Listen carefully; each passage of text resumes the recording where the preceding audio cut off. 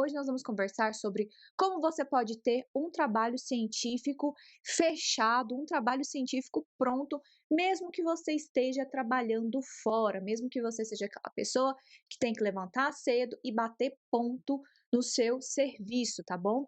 Então, gente, hoje eu estou conversando especificamente com aquelas pessoas que, digamos assim, são multitasks, tá? Como assim? Aquelas pessoas que elas precisam fazer um trabalho científico, mesmo trabalhando fora. Então, é aquela pessoa que tem que cuidar da casa, que tem que cuidar do filho, que tem que se não tem filho, ou filha, enfim, se não tem criança em casa, ainda assim tem as responsabilidades com esse trabalho. E você está fazendo um trabalho científico porque você precisa da sua titulação. Então, de repente, você é uma pessoa que está numa especialização, por quê? Porque você quer aumentar o seu salário ou porque você quer ter novas oportunidades profissionais. Você vai prestar um concurso, você sabe que o título de mestre, o título de especialista, ele vai aumentar a sua pontuação. Ou você está na graduação e você precisa conciliar com o seu trabalho, você tem que pagar as contas e você está lá na graduação e tem que trabalhar fora. Então, como que a gente pode fazer um trabalho dessa forma? Como que você pode ter isso de uma forma tranquila e suave? Então, eu convido você a estar aqui comigo, tá? Para que eu te passe essas estratégias. Agora, isso não vai funcionar para quem está de licença ou afastamento do trabalho. As estratégias que eu estou trazendo aqui são estratégias voltadas para as pessoas que de fato estão conciliando o trabalho formal com a universidade, seja para uma especialização, graduação, um mestrado, tá? O doutorado, enfim. São para essas pessoas que realmente precisam de uma estratégia específica, porque de repente você está num trabalho público que você pode pedir um afastamento para você fazer o seu trabalho. No caso de um amigo meu, ele pôde pedir o afastamento. Você pode pedir um afastamento não remunerado, você pode pedir alguns dias, né? Ou se você pode, né, tem condições de pedir um afastamento remunerado, as estratégias que eu estou falando aqui não vão servir para você, porque você vai ter um tempo a mais para você se dedicar a elaboração desse trabalho, tá? Porque aqui a gente está falando com aquelas pessoas que precisam se ausentar durante 8, 10 horas no dia, porque estão se dedicando a um trabalho como fonte de renda. Então, eu sei, gente, que ter que dar conta de tudo é extremamente desafiador, né? Você tem os seus filhos, às vezes você tem esposa, esposo, você tem que dar conta das demandas do trabalho, da pressão, de urgências, porque a vida não é perfeita, gente. Então, de repente, você está ali fazendo o seu trabalho, você separou um tempo, né, para você fazer, e coisas acontecem. Às vezes alguém vai ficar doente, às vezes é você que vai ficar doente, você tem que dar um jeito. Então, de fato, dar conta é desafiador. Por essa razão, a gente tem que entender a nossa motivação, qual que é o motivo da nossa ação. Eu sei que muitos de vocês que me acompanham aqui e que trabalham fora, e por isso eu fiz essa live de aquecimento especialmente para vocês, estão em busca de uma titulação. Então, seja uma graduação, seja uma especialização, seja um mestrado, alguma coisa que vai melhorar ou possibilitar novas oportunidades profissionais. E claro, quando a gente está nessa nas exigências do mundo, é como se fosse aqui, ó, esse gifzinho que eu coloquei aqui para vocês, está mostrando na tela. Você é um equilibrista de prato, de repente você tem que equilibrar o prato ali com o chefe, daí é o prazo seja para o trabalho que você está fazendo dentro da empresa ou do órgão, da instituição, o prazo para o seu trabalho, para a disciplina, aí vem família, aí você tem que correr para o prato da família, porque senão vai cair, de repente tem a casa, porque gente, casa não se limpa sozinha, não se arruma sozinha. Ah, mas fulano tem ajudante, tá, mas ele tem que comprar, fazer compra, ele tem que pagar a conta, ele tem que fazer um negócio. Aí tem a sua graduação ou a pós-graduação aqui, especialização, mestrado, corre você para um lado para não deixar esse prato cair, porque você tem disciplina para dar conta, você também não pode pensar que é só fazer o TCC. Aí depois você lembra que você tem que pensar no seu projeto. Então a pessoa fica o quê? Doida, sem contar com ela, né? A própria criatura em si, né? Porque ela é um ser humano com necessidades, né? Então, são todos esses pratos que a gente tem que equilibrar com o mundo e as exigências dele para essas pessoas que trabalham fora e sim, é desafiador. E aí pode ser que você comece a ficar impaciente. Como assim impaciente? Igual o bichinho aqui. Você tá olhando as pessoas e é como se elas estivessem em câmera lenta. Por quê?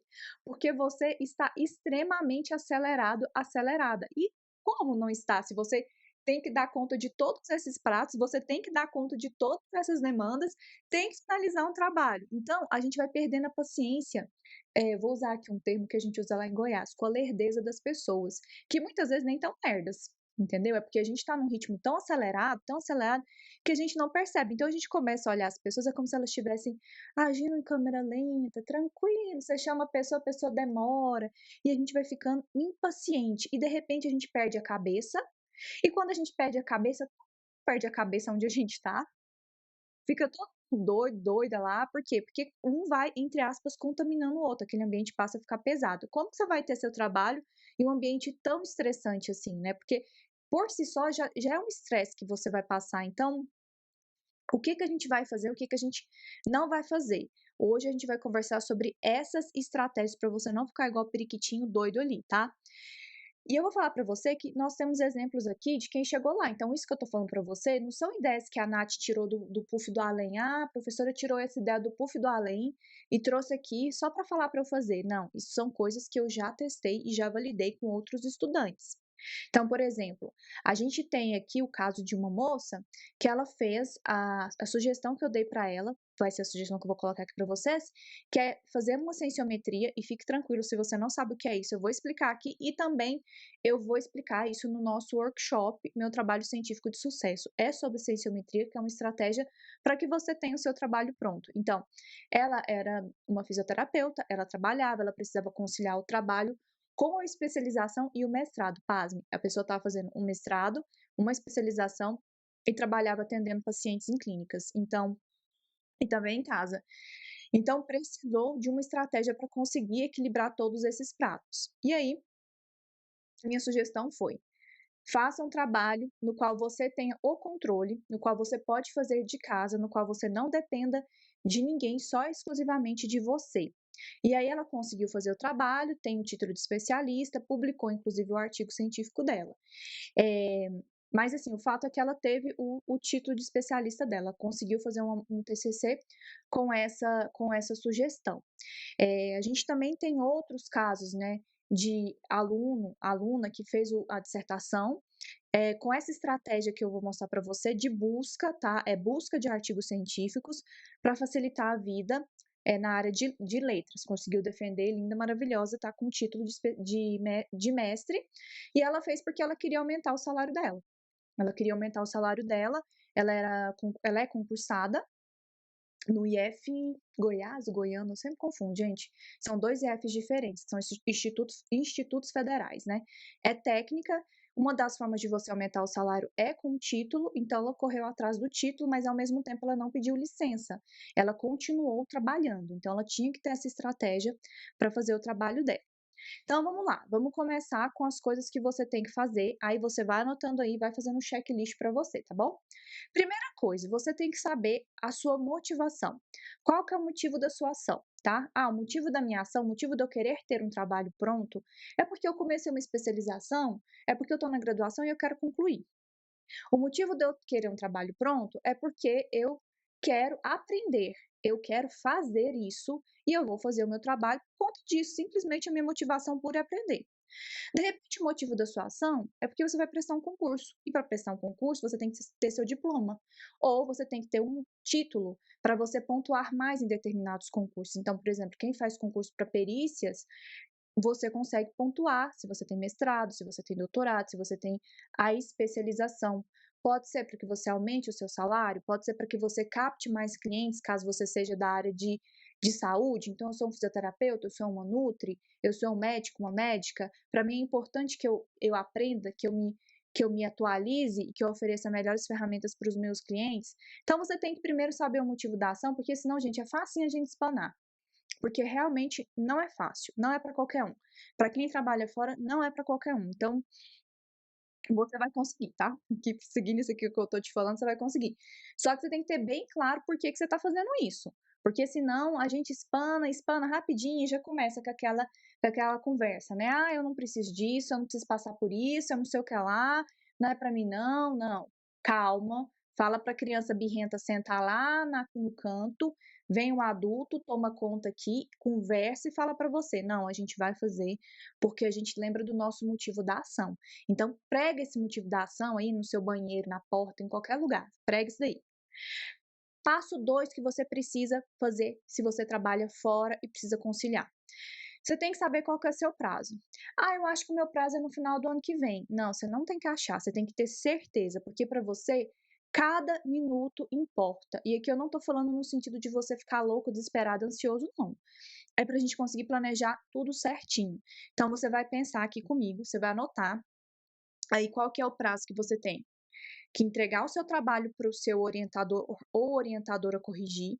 Aí tem o prazo da devolutiva dele, porque aqui a gente está assumindo que você vai ter uma leitura do seu orientador, da sua orientadora, a gente está assumindo isso. Então tem o prazo da devolutiva dele, tem o prazo para você arrumar o que ele pediu. Provavelmente você vai ter que mandar isso de novo para ele, mas pode ser que não, porque muitas vezes o que acontece é que não se manda, porque está tudo corrido, mas enfim, tecnicamente a gente tem que mandar.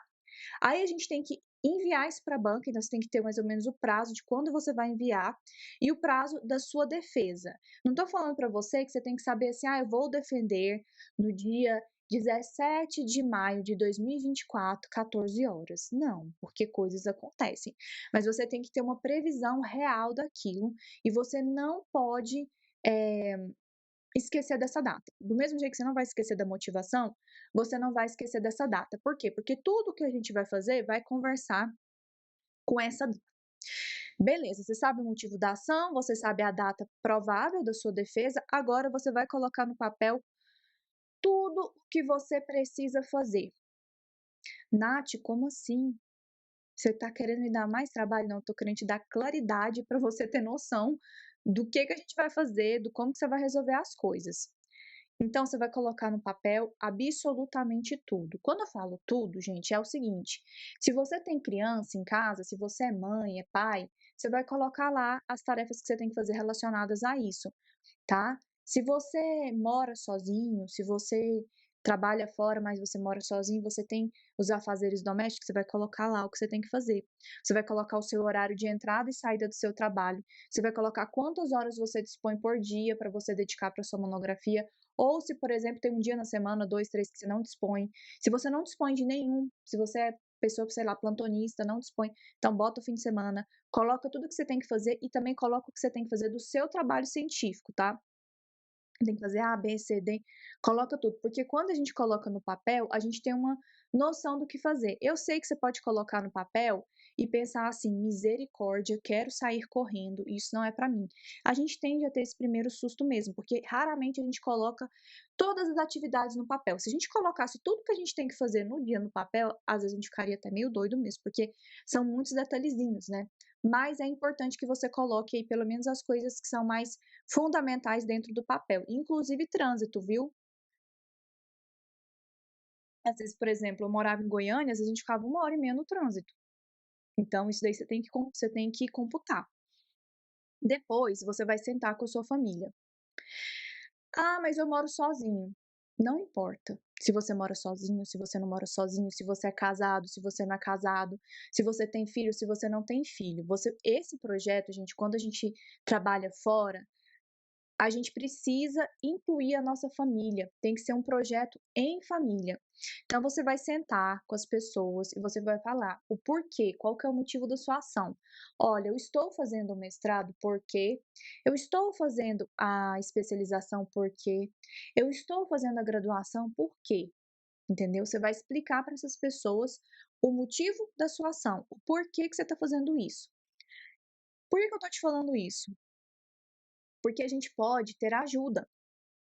A gente não precisa fazer as coisas sozinhos. Sim, Nath, tá, ajuda. Minha família não entende nada disso. No que eles vão me ajudar? Gente, como a gente subestima o poder da família, como a gente subestima o poder das relações para que a gente tenha o nosso trabalho finalizado. Você pode morar sozinho, você pode não estar, inclusive, na mesma cidade que a sua família, mas você também tem amigos nesse lugar. Eu tenho certeza que alguma pessoa, alguma criatura você tem.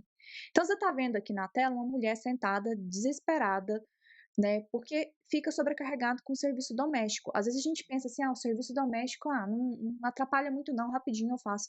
Não, gente, dependendo do momento, se você tá na época da sua escrita, você vai sentar em família ou com seus amigos e falar: "Gente, ó, eu preciso de ajuda, mesmo.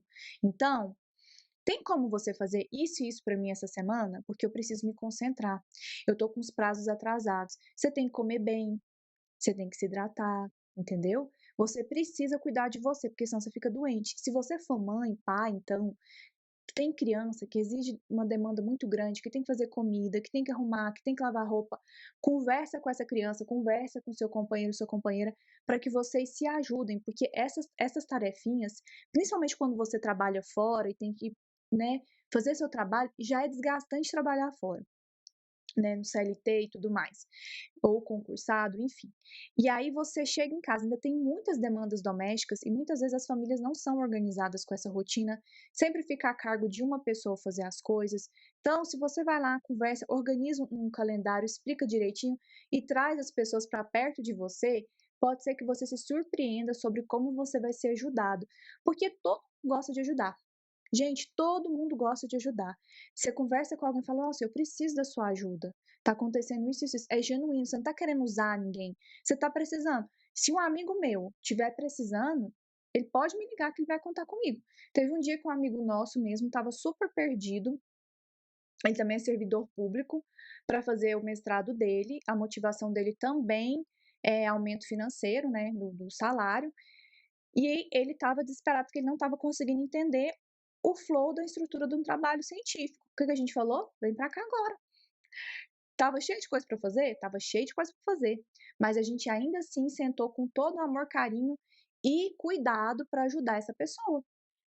E a gente saiu daqui com as coisas esclarecidas, tá.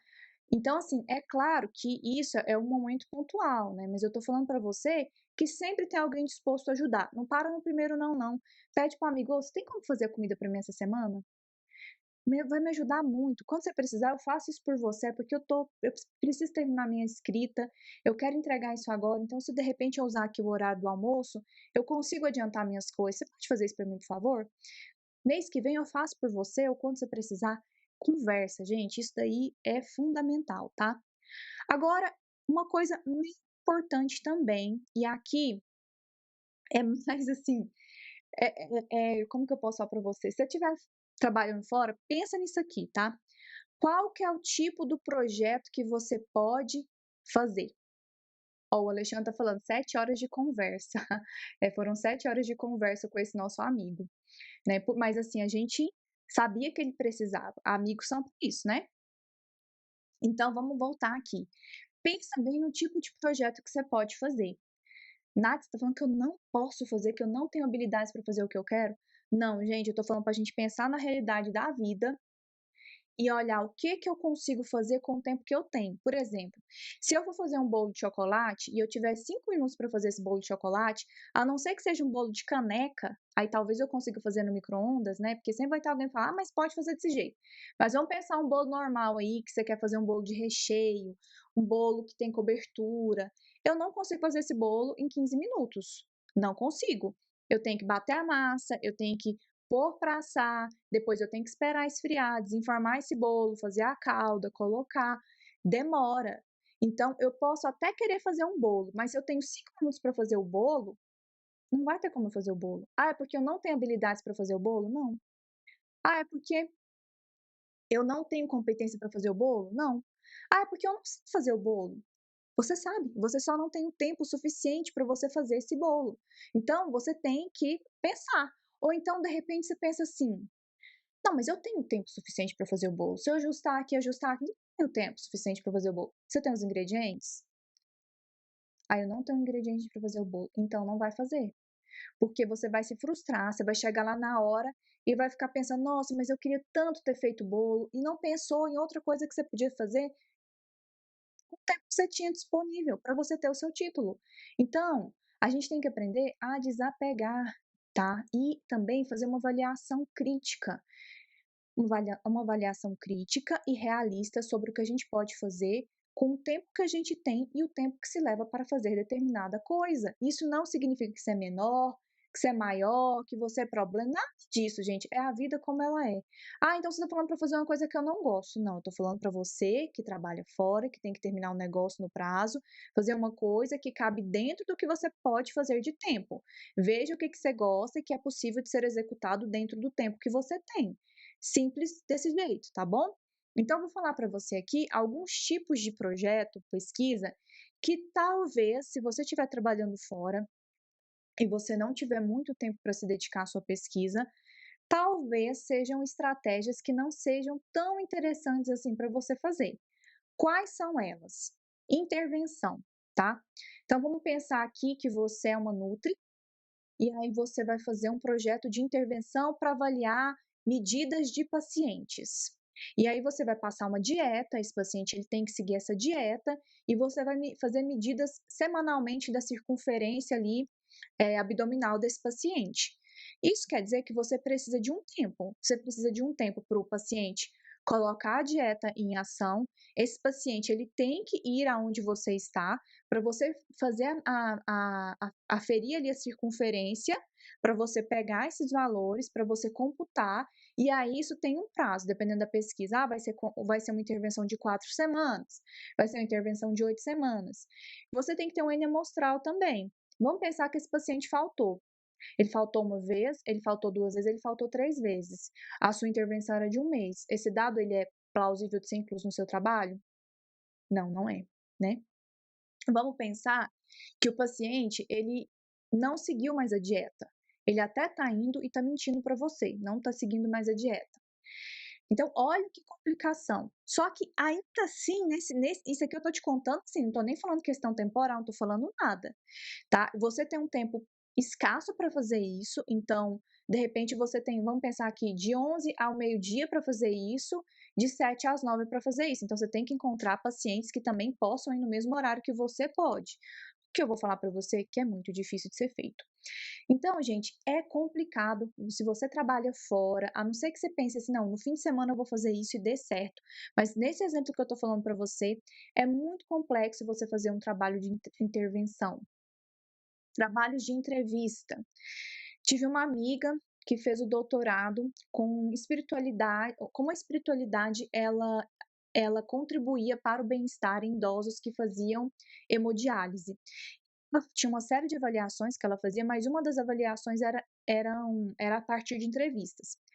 E, gente, era muito complicado, porque ela tinha que ir na casa de cada idoso, conversar com cada idoso, demorava muito tempo.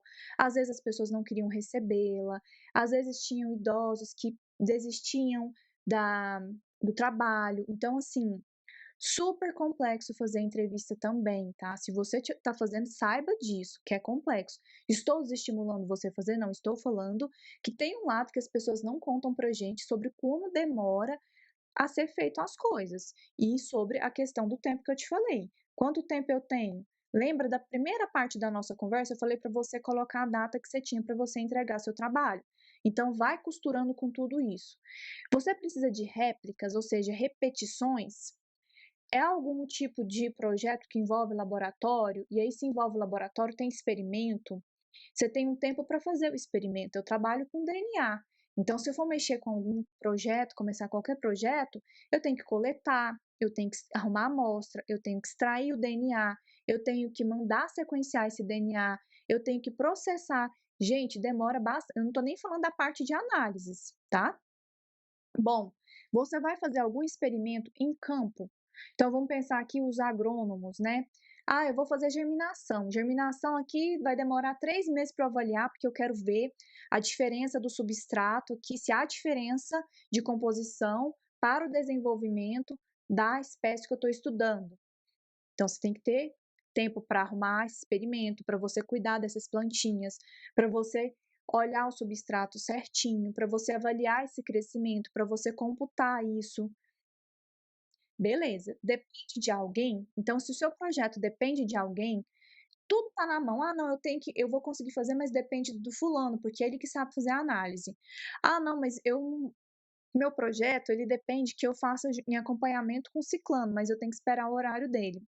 Ah, vai depender do dinheiro que não caiu ainda. Bom, nesse caso, É complicado. Aliás, em qualquer um desses casos que eu falei, se você trabalha fora, é complicado você executar esse tipo de trabalho.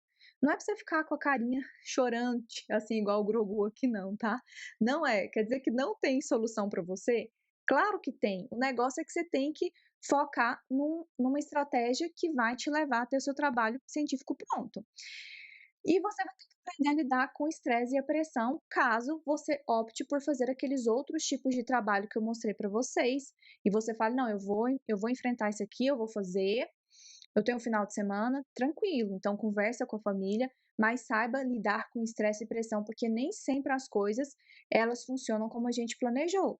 Coisas acontecem, faz parte da vida, tá.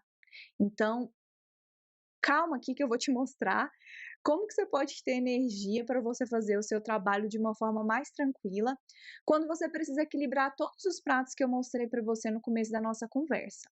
Gente, a estratégia que eu sempre indico para qualquer pessoa que trabalha fora é que ela faça um trabalho cienciométrico. O que que é um trabalho cienciométrico? Um trabalho cienciométrico é o seguinte: você vai escolher o seu tema de interesse. Por isso que eu falei que você pode escolher alguma coisa que você gosta sim, de repente você só não vai ter o tempo naquele momento de executar uma intervenção, um experimento, alguma coisa nesse sentido. Então vamos pensar que, eu gosto de nutrição, eu estou falando muito para nutricionista hoje, né, mas eu sou bióloga. Eu gosto de nutrição para crianças, crianças de zero a não, bebês de 0 a 2 anos. Então tá bom. Então eu vou fazer um levantamento de todos os artigos científicos publicados com esse tema. Como que você vai fazer isso? Você vai se inscrever no workshop Meu Trabalho Científico de Sucesso, porque lá eu vou ensinar você a buscar, como que você vai encontrar esses dados nas bases de dados. O que que são bases de dados? Bases ou bancos de dados são locais online onde esses artigos são depositados, então a gente consegue achar esses artigos por lá. Então você vai achar esses artigos, vamos imaginar que você tem aí 150 artigos que você encontrou com o tema. Então, olha só, tudo que a gente fez até agora aqui, que eu estou explicando para você bem por cima, porque no workshop eu vou especificar melhor, mas tudo que eu estou falando para você aqui, dependeu do tempo de alguém? Não. Dependeu de alguém para te ajudar? Não, só você. Dependeu de estrutura física? Não, seu computador, seu cérebro, sua mão. E internet, né? Internet, gente. Dependeu, por exemplo, de uma entrevista, de uma réplica? Não, gente, tudo aqui é pensar um tema, pensar no objetivo, coletar os seus dados. Beleza, coletei esses artigos. O que que eu vou fazer com a cienciometria? Olha, a cienciometria, ela vai fazer um mapeamento de como está o seu campo de estudo. Então, para quem está no YouTube, vocês vão conseguir enxergar umas imagens aqui de alguns resultados de cienciometria. Então, por exemplo, a gente vai conseguir ver a produtividade por ano. Então, quantos artigos eu tenho por ano? Será que esse campo ele está crescendo? Quer dizer, se ele está crescendo, se o número de artigos ele cresce por ano, quer dizer que a gente tem um aumento nesses estudos, no interesse desses estudos. Está diminuindo? Por que está diminuindo se é um tema tão importante? O que está acontecendo? Por que diminuiu o interesse? Aí você vai pesquisar, porque isso faz parte do seu campo. Tá bom, o que mais que você pode fazer? Você pode avaliar quais são os autores mais importantes para o campo, mais produtivos, então quem mais publica. Você pode verificar quais são as palavras-chave mais utilizadas. Como assim, Nath? É porque a palavra-chave, tecnicamente, ela representa o que foi feito naquele trabalho. E ela representa também a dinâmica de pesquisa. Então, com ela, a gente consegue avaliar o que tem sido feito ao longo do tempo. Tá tendo mais estudo com bebê de 0 a 3 meses? Ou está tendo mais estudo com bebê de 6 a 12 meses? Provavelmente de 6 a 12 meses, porque 0 mês a gente espera que ele esteja mamando, né, gente? Então, a gente espera que a gente não vai encontrar trabalho de nutrição com 0 anos, a não ser que seja sobre leite materno. 0 meses, né? E tudo isso você vai entendendo a dinâmica do campo. Isso que eu tô falando, ó, já é um exercício para você entender como que você vai fazer a sua discussão. Então, a gente consegue fazer isso. A gente consegue identificar quais revistas mais publicam no campo. A gente consegue, inclusive, fazer uma conexão entre essas informações. Então, isso daqui que você está vendo, aqui nessa análise, por exemplo, Ela é a produção. Não, essa aqui eu vou explicar no próximo slide. Deixa aqui quietinho, que eu lembrei que eu tinha preparado isso aqui. Mas essa aqui particularmente, ó, isso aqui é uma rede de parcerias entre os pesquisadores que publicam um determinado tema de um artigo científico que eu elaborei. Então, o que que a gente vai olhar aqui? Ah, como que esses autores se relacionam? Será que eles fazem parcerias? Será que eles não fazem? O campo científico é novo, os grupos de pesquisa surgiram agora. Gente, com isso você consegue encontrar lacunas de estudos. Então, tá tendo estudo, não tá tendo? Então, eu posso pensar em política pública para, de repente, incentivar maiores estudos nessa área. Essa é uma análise bem interessante também. É uma análise que a gente identifica quem publica mais, quais são as principais palavras-chave e as principais revistas e como isso aqui se conecta um com o outro. Só essas 3 análises que eu mostrei aqui para vocês já seria o suficiente para você ter um trabalho científico pronto, porque você discutiria tudo em cima disso daqui. Percebe como é importante a gente abrir a mente para outras possibilidades? Então, você pode trabalhar sim com o tema que você tem interesse, mas você vai trabalhar com uma outra abordagem que não experimental, no sentido de você talvez usar um paciente, né, fazer um experimento, coisas nesse sentido. É um pouco mais prático, porque você faz no horário que dá. Você pode fazer de noite? Pode. Qual que é o problema? Você pode fazer no final de semana? Pode. Você não depende de nada, não depende de ninguém, não depende de eh, coisas acontecerem para você acontecer, entendeu? É você que vai colocar o seu ritmo aqui. Outra coisa que você pode fazer é um trabalho de revisão de literatura. É muito rico os trabalhos de revisão de literatura. E a cienciometria, ela te ajuda nisso. Por que que ela te ajuda? Porque você já vai fazer a seleção dos trabalhos para você fazer aquela análise quantitativa do campo. Então, se você já vai fazer essa análise, você já tem os trabalhos, ela te ajuda nessa seleção dos trabalhos mais importantes, dos trabalhos chave para o campo, e aí você pode utilizar essa informação para você fazer uma revisão de literatura dentro do seu tema de interesse.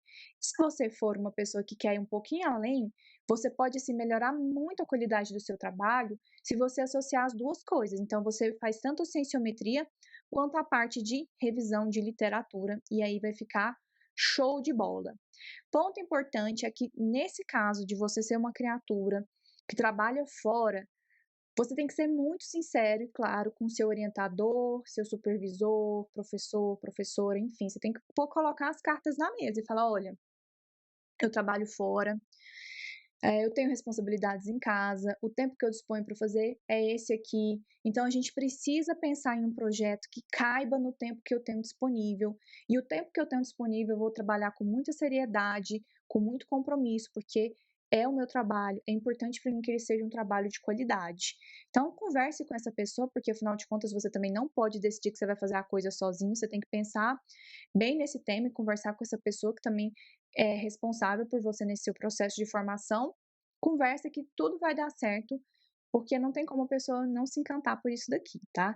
Ele vai ver, ela vai ver o potencial que se tem para fazer esse tipo de trabalho. E também você não precisa ser aquela pessoa que, se o seu supervisor, professor, orientadora falou assim: não, você vai fazer tal projeto.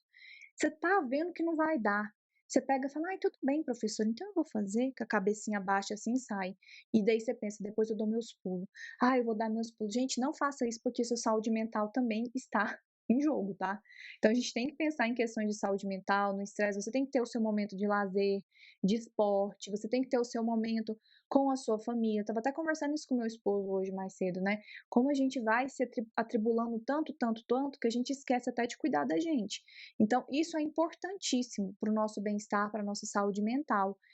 Então, se você percebeu que a proposta que seu orientador colocou para você não vai dar certo para você, para o seu estilo de vida, para as demandas que você tem, seja claro e sincero com ele e coloque uma alternativa. E a alternativa que eu dei aqui para você, para quem trabalha fora e da minha experiência, de fato, eu acredito ser a melhor opção é a pessoa fazer um trabalho cienciométrico ou um trabalho de revisão ou associar essas duas abordagens.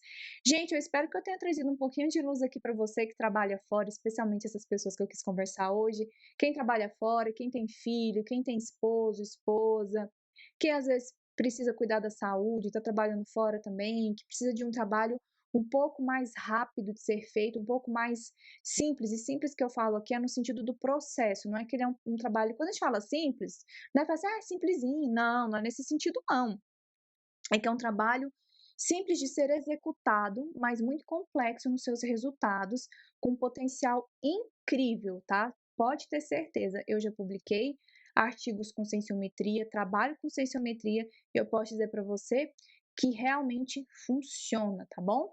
Espero você na nossa próxima, no nosso próxima live, nosso próximo conteúdo sobre como ter um trabalho científico pronto amanhã, meio-dia, tá bom? Por sua atenção, muito obrigada. Manda esse conteúdo para um amigo seu que trabalha fora, alguém que você sabe que vai se beneficiar com essa informação. Até breve!